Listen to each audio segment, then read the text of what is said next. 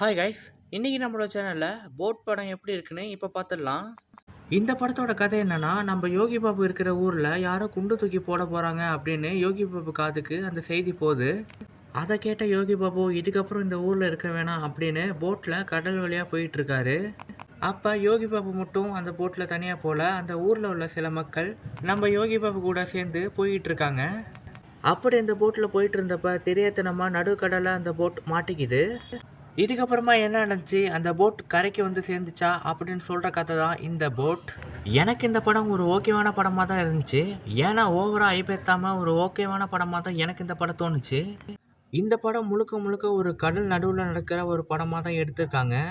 இந்த படத்தில் நடிச்சிருந்த எல்லா ஆக்டர்ஸும் நடிப்பும் இன்னும் கொஞ்சம் பெட்டராக பண்ணியிருக்கலாம் அப்படின்னு தான் எனக்கு தோணுச்சு. ஏன்னா யோகி பாப்புக்கு அப்புறமா யாருமே இந்த படத்தில் ஒழுங்காக நடிக்கலை. மற்ற ஆக்டர்ஸுக்கு இன்னும் கொஞ்சம் ஆக்டிங் நல்லா கொடுத்துருந்தா இந்த படம் ஒரு சக்ஸஸ் படமாக இருந்திருக்கும். எனக்கு இந்த படத்தோட கதையை பொறுத்த வரைக்கும் இன்னும் கொஞ்சம் பெட்டராக பண்ணியிருக்கலாம் அப்படின்னு தான் தோணுச்சு.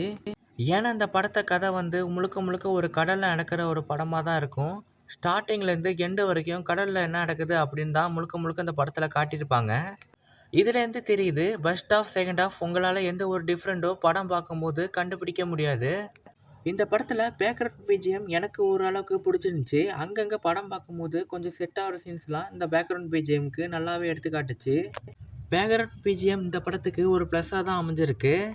மற்றபடி இந்த படத்தில் சொல்லிக்கிற அளவுக்கு எதுவுமே இல்லை. இந்த படம் ஸ்டார்டிங்கில் கொஞ்சம் டல்லாக தான் ஆரம்பிக்கும். போக போக கொஞ்சம் பிக்கப் பிடிக்கிற மாதிரி தான் இருக்கும். ஆனால் எந்த ஒரு டிஃப்ரெண்ட்டும் இருக்காது. ஃபர்ஸ்ட் ஹாஃபும் சரி, செகண்ட் ஹாஃபும் சரி. என்னை பொறுத்தளவுக்கு ஒரு ஒன் டைம் வாட்சபிளான மூவி தான் இந்த போட். நீங்கள் ஒரு ஃபேமிலியோட சரி, ஃப்ரெண்ட்ஸோட சரி ஒரு ஒன் டைம் படம் பார்க்கணுன்னு ஆசைப்பட்டீங்கன்னா இந்த போட் ஒரு சாய்ஸாக இருக்கும். தேங்க்யூ.